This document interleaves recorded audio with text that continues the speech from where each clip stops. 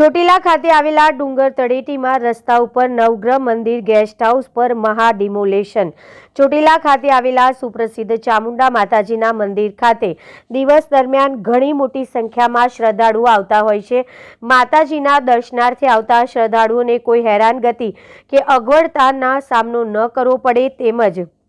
શ્રદ્ધાળુઓને અવરજવર કરવા માટે જે 40 ફૂટ પહોળાઈનો રસ્તો આવેલો છે તે બંને બાજુના દુકાનદારો દ્વારા આશરે 10-10 ફૂટ જેટલું દબાણ કરી હાલ 20 ફૂટ જેટલો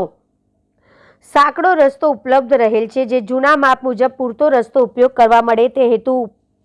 સબબ ગત તારીખ 9/1/2026 રોજ નાયબ કલેક્ટર ચોટીલા HT મકવાણા તથા મામલતદાર શ્રી ચોટીલાની પોલીસ સ્ટેશનના PIની સંયુક્ત ટીમ દ્વારા નેશનલ હાઈવેથી ડુંગર તરફ જવાના રસ્તાની બંને બાજુએ આશરે 400 થી 450 જેટલી દુકાનો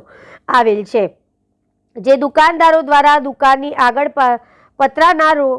શેડ તથા સ્ટોલ ઊભા કરીને રસ્તા પર દબાણ કરવામાં આવેલ છે। તે દબાણ પોતાની જાતે દૂર કરવા સમજણ કરવામાં આવેલ હતી, જે દુકાનદારોએ પોતાના દ્વારા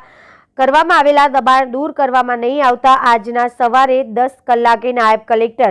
ચોટીલા તથા મામલતદાર ચોટીલાની સંયુક્ત ટીમ દ્વારા દબાણ હટાવવા અંગે ઝુંબેશ હાથ ધરવામાં આવી, જે દબાણ દૂર કરવા અંગેની ઝુંબેશમાં મોજે નાના પાડિયાદની સરકારી જમીન તથા ચોટીલાની સરકારી જમીન પર મફતિયાપરા તરફ જવાના રસ્તાની જમણી બાજુએ આવેલા નવગ્રહ મંદિરના કમ્પાઉન્ડમાંથી આવેલ 3 માળનું બિલ્ડિંગ કે જે પ્રાઇવેટ ગેસ્ટ હાઉસ તરીકે ઉપયોગ કરવામાં આવતો હતો તે દબાણ દૂર કરવામાં આવેલ છે અને આ બાબતે ચોટીલાના મહંત પરિવાર દ્વારા વિરોધ જોવા મળેલ। સરકારી જમીનમાં આશરે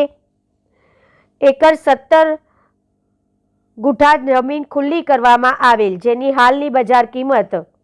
અંકે 105 કરોડ રૂપિયા પૂરા જેટલી થાય છે, જે ખુલ્લી થયેલ જમીન પર ટૂંક સમયમાં તાર ફેન્સિંગ તેમજ જે તે રસ્તો છે ત્યાં વિકાસ પંથ સુવિધા પંથ તરીકે વિકસાવવાની કામગીરી હાથ ધરવામાં આવશે, તેમજ સરકારી જમીનની જાળવણી કરવા અર્થે વિગતવાર કાર્યક્રમ જાહેર કરવામાં આવશે। Reporter Munaf Kaladiya, Gujarat secure news, Chotila. National highway 47 થી જે ચોટીલા માતાજીનો જે ડુંગર આવેલો છે ત્યાં તળેટીની અંદર જુદા જુદા દબાણકારોએ લગભગ 450 થી પણ વધારે દબાણો ઊભા કરી દેવામાં આવેલા હતા। આ રસ્તો છે એ રસ્તો 40 ફૂટનો જે તે વખતે મૂકવામાં આવેલો હતો,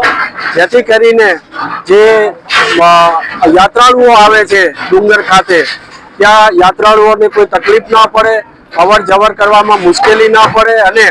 જ્યારે પૂનમ જેવો જે તહેવાર આવતો હોય છે ત્યારે મોટી સંખ્યાની અંદર યાત્રાળુઓ ઉમટી પડતા હોય છે, તો ત્યારે એમને ટ્રાફિક ના નડે અને સરળતાથી દર્શન થઈ શકે તેના માટે આ 40 ફૂટનો રસ્તો મૂકવામાં આવેલો હતો। પરંતુ આ 450 થી વધુ દબાણ કરતા હોય આ રસ્તાને ખૂબ સાંકડો કરી દીધો હતો દબાણો કરીને અને આ રસ્તાને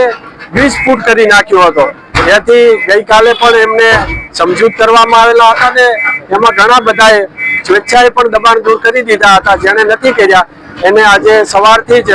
આ ડિમોલેશનની કામગીરી ચાલુમાં છે। શું કાર્યવાહી આગળ થશે? આગળ અત્યારે તો આ ડિમોલેશન તમામ દબાણકર્તાઓનું દબાણ દૂર કરી અને રસ્તો છે આખો ખુલ્લો કરવામાં આવશે। ભવિષ્યની અંદર પણ આ દબાણ ન થાય તે માટે જરૂરી પગલાં લેવામાં આવશે, સતત ઇન્સ્પેક્શન કરવામાં આવશે। સાથે સાથે જે મોટા દબાણકર્તાઓ છે તેઓની સામે લેન્ડ ગ્રેબિંગ અંતર્ગત કાર્યવાહી કરવામાં આવશે અને જંત્રીના 1% દરે બિન ખેતીનો જે વસૂલ છે દંડ એ દંડ વસૂલ કરવામાં આવશે।